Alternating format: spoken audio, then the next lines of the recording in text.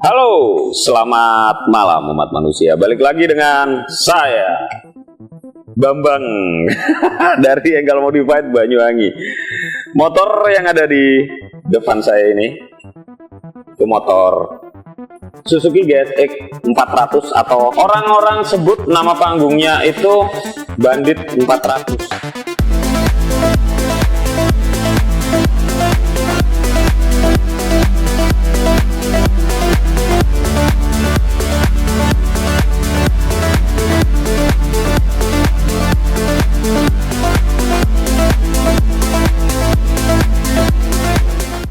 Motor ini pesanan dari Mas Karisma Kediri. Pak bosnya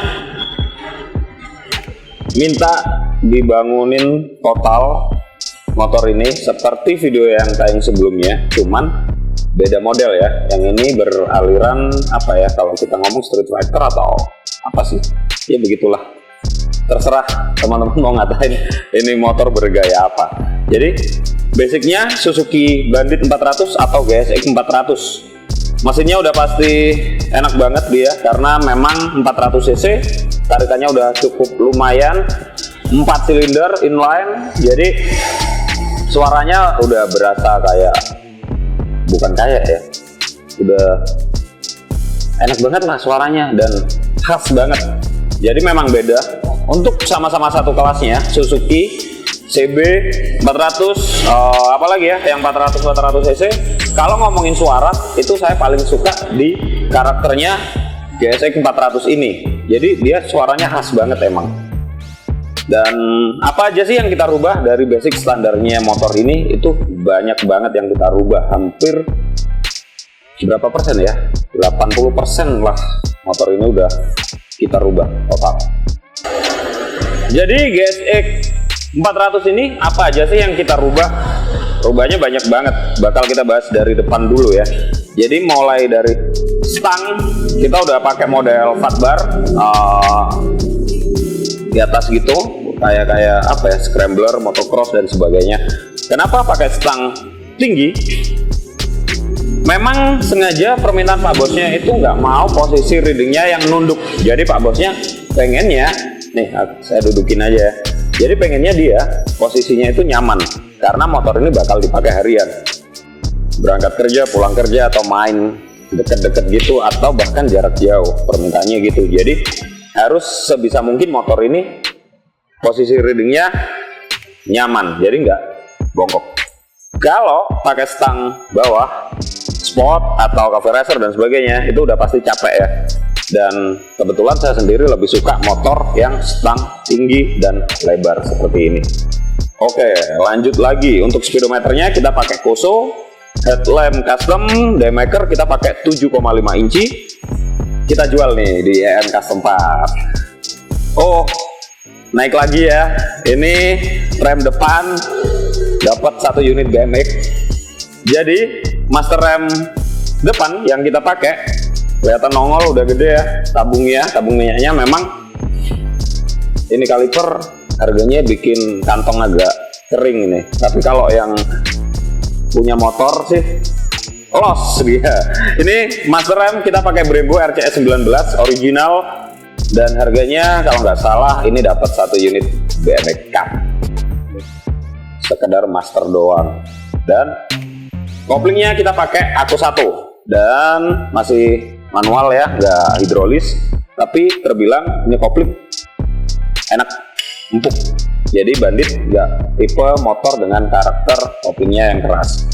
Lanjut lagi, upside down depan kita pakai upside down GSX 400. Jadi nih kita jelasin kalipernya, tapi udah kita ganti. Jadi harusnya bracketnya kita pakai aksial bawaannya, tapi karena Pak bosnya dibeliin Brembo yang radial, mau nggak mau harus kita tambahin bracket ulang nih bagian bawah. Dan yang pasti teman-teman kalau nggak mau ribet, jangan pakai Brembo radial kalau memang bawaannya aksial ya, karena ukurannya, presisinya, semuanya harus bener-bener presisi. Kalau nggak gitu dia nggak bisa gerak, karena nggak seperti kaliper-kaliper pada umumnya atau motor-motor standar. Tapi kelebihannya dia pasti presisi. Untuk ban depannya kita pakai Michelin 120/60 ring 17 dan ban belakang ukuran 160/60 ring 17 juga. Untuk kaki belakang kita pakai limbah Pro Arm dari Ducati Multistrada ya. Jadi motor ini kaki-kakinya udah lumayan menghabiskan fulus kalau nggak salah. Untuk Pro Arm set dengan velg itu harga berkisaran di angka 12 jutaan. Terbilang murah untuk tipe yang ini daripada Pro Arm yang lainnya. Bahkan itu udah set dengan cakram belakang dan kaliper belakang biasanya. Tapi balik lagi ya, harga nggak bisa jadi patokan karena ada yang jual 10 juta, ada yang jual bahkan 15 juta, tergantung model bahkan atau mungkin di bawah itu.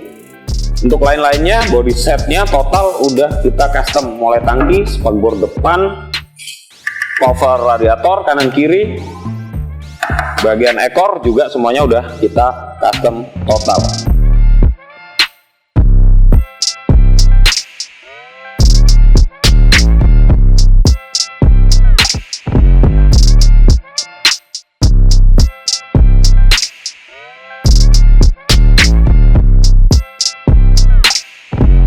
Dan bahannya kita pakai plat galvanis 1,2 mili. Kenapa sih harus pakai 1,2 mili?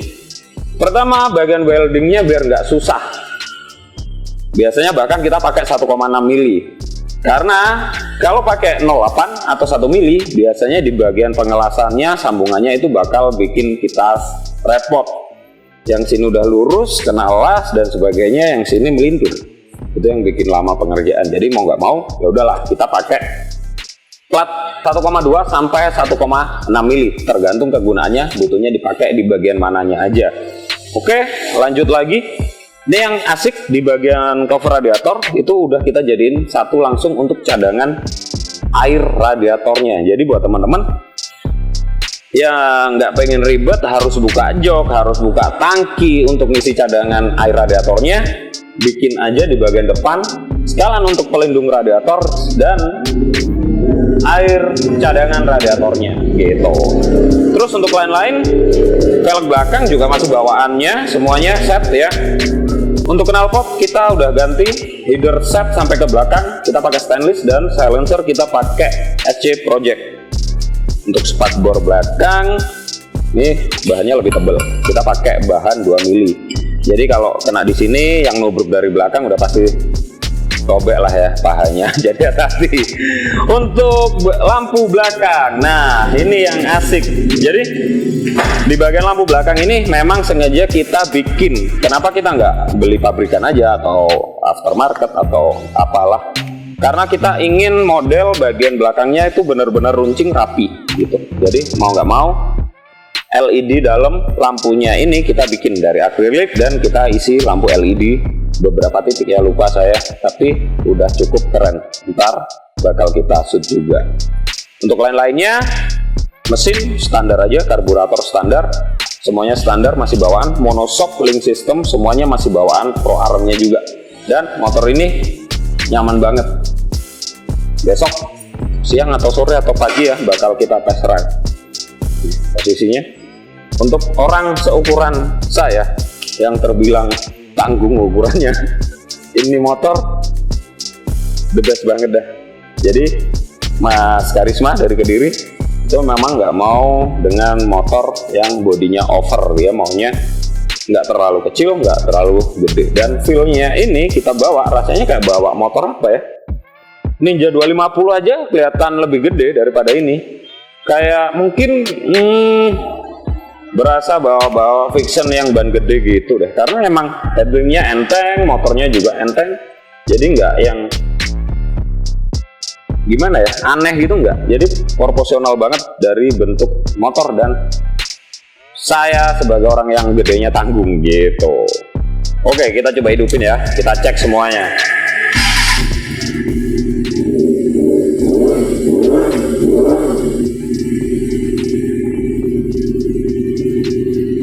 Sepertinya saya harus ngejauh dulu.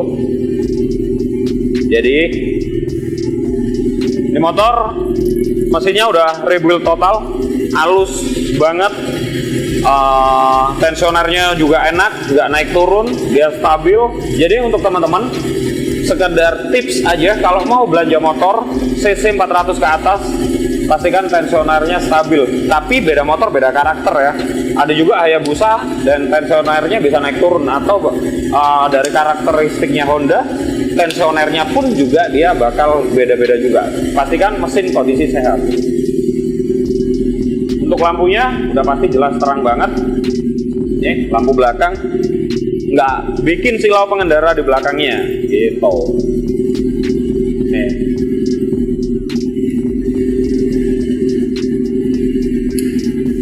Lampu sen udah nyala, semua normal. Klakson jangan lupa.